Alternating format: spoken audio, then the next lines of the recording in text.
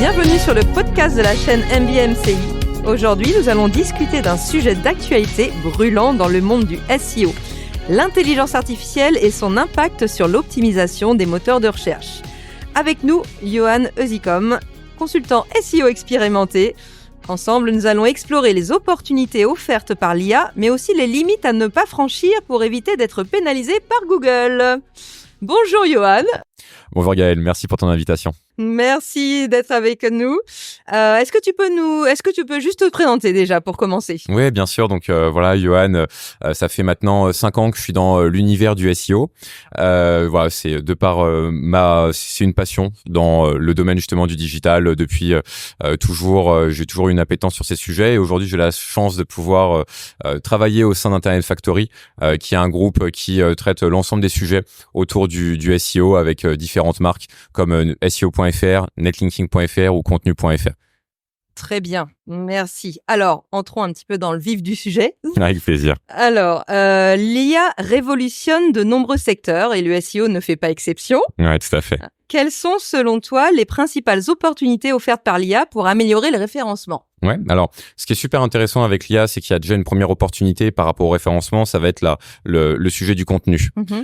L'IA nous permet aujourd'hui de pouvoir gagner énormément de temps dans la rédaction des contenus et de pouvoir aussi monter le niveau de qualité quand on utilise bien l'IA sur les sujets du contenu. C'est là où la barrière entre le danger et le bénéfice que peut apporter l'IA est extrêmement fine. Et c'est là où effectivement l'IA peut être un vrai levier. Ça va être sur le gain de temps et des réflexions parfois qu'on ne pourrait pas se poser. L'IA va nous permettre justement parfois d'ouvrir de nouvelles portes ou de trouver de nouvelles formulations qui va nous permettre de pouvoir avoir des contenus qui soient plus qualitatifs et plus optimisés. Encore une fois, quand c'est bien travaillé.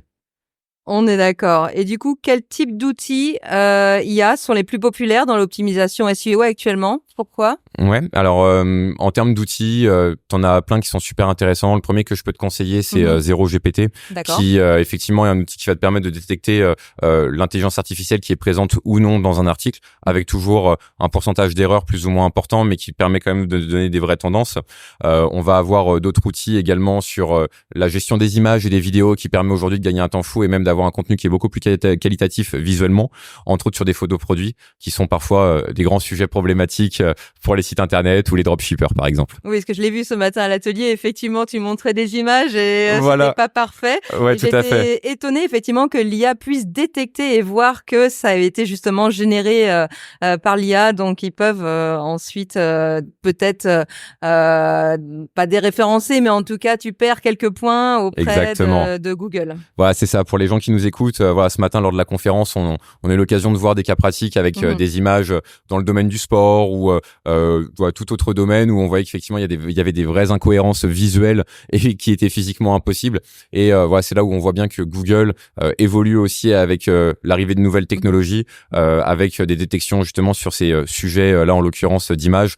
Et c'est là où il faut être extrêmement sensible et bien utiliser l'IA pour que ça soit bien optimisé. Et à la fois c'est pour Google, mais aussi pour les utilisateurs. L'IA commence à être de plus en plus popularisée et les utilisateurs se rendent compte aussi au bout d'un moment quand il y a de l'IA ou en tout cas quand ça ne paraît pas naturel.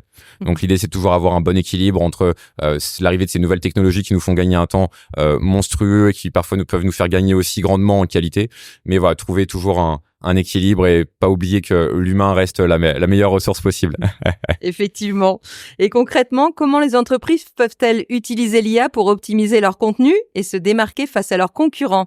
As-tu des exemples à partager ? Oui, bien sûr. Alors effectivement, l'IA peut vraiment nous permettre de se démarquer des concurrents à travers, par exemple, sur le contenu de la rédaction de prompts qui vont nous permettre justement de poser les bonnes questions à l'intelligence artificielle, qui va nous amener justement le bon ton rédactionnel ou la bonne approche à la fois d'un point de vue marketing et aussi en termes de référencement. Alors pour effectivement voilà vraiment compléter, on a également d'autres outils comme par exemple SEO Optique. Là pour le coup nous on a développé en interne qui permet quand on s'équipe de certains outils d'avoir vraiment au bout d'un moment un élément différentiel parce qu'on a une visibilité sur la concurrence, comment la concurrence peut travailler son SEO et aussi comment utiliser l'intelligence artificielle et pouvoir se mettre au niveau si ce n'est encore mieux que ses concurrents. Très bien. Ça fait envie.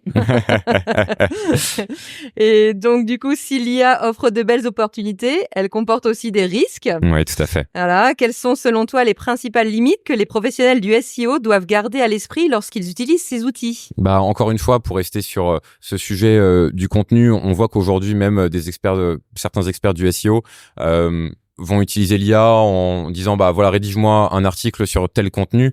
Et au final, même les rédacteurs, les lecteurs, quand ils vont lire ce contenu, peut-être que ça sera bien écrit, ça sera bien formulé, mais ils apprendront rien après la lecture de cet article, ou en tout cas pas grand-chose, parce qu'encore une fois, on n'a pas eu forcément une expertise ou une expérience particulière de la part d'un rédacteur, et ce qui aujourd'hui fera la différence. Et c'est là où il faut être extrêmement vigilant avec l'intelligence artificielle et toujours trouver le juste équilibre entre je gagne du temps avec l'intelligence artificielle et en même temps j'apporte toujours ma propre expérience et expertise qui permettra d'avoir mon vrai ton de marque et de pouvoir encore une fois me différencier. Très bien. Alors, on entend souvent parler des pénalités de Google. Oui, tout à fait. Oui, quels sont les comportements à éviter absolument lorsque l'on utilise l'IA pour ne pas risquer d'être sanctionné?